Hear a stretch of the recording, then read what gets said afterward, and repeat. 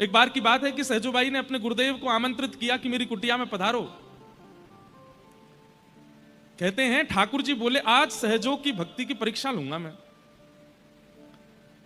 कैसी परीक्षा हुई कि सामने से गुरुदेव आ रहे हैं और गुरुदेव के ठीक बगल में देखा ये कौन आ रहा है, तभी देखते हैं कि श्याम सुंदर चले आ रहे हैं, ठाकुर जी भी आ रहे हैं। ठाकुर जी मानो देखना चाह रहे हैं, चल सहजो आज दिखा दे कौन को पहले पूजेगी, कौन को पहले वंदन करेगी, कौन को पहले उपकार करेगी। सहजो बाई यहां पर पुष्प थाल लेकर के खड़ी थी, गुलाब जल लेकर के खड़ी थी, हाथ में पंखा लेकर के खड़ी थी, भीतर आसन बिछा रखा था, गुरुदेव आमंत्रित थे। जैसे ही देखा कि साथ में गोविंद भी आ रहे हैं तो सहजो बाई तुरंत थाल रख करके दौड़ के गई और थोड़ी दूर थे गुरुदेव तो उनके बगल में खड़े ठाकुर जी का हाथ पकड़ा, खींच करके लाई और ला करके बोली जल्दी खड़े हो, चलो थाल पकड़ो, ठाकुर जी गुरुदेव आ रहे हैं, पूजा करनी है उनकी।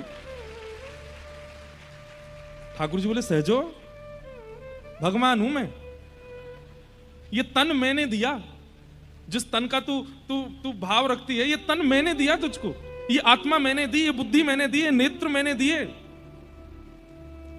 सहजो कहती है तन आपने दिया, बुद्धि आपने दी, नेत्र आपने दिए, पर इनका सदुपयोग उन्होंने दिया है, इनका सदुपयोग तो उन्होंने दिया।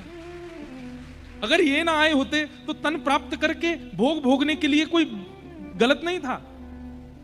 तन तो आपने कितनों को दिया है, जीव आपने कितनों को दिया, आंख आपने कितनों को दी, कान तो सबको दिए, पर वो अपने समस्त अंगों से गलत क्रिया कर रहे हैं। इसलिए तन देने का अभिमान मत करो ठाकुर जी, चुपचाप खड़े रहो, गुरुदेव आ रहे हैं। ठाकुर जी स्तब्ध हो गए, सहजो बाई की भक्ति। ठाकुर जी बोले अंत तो गत्वा मेरे लिए ही तड़पेगी, मेरी प्राप्ति के लिए ही तड़पेगी।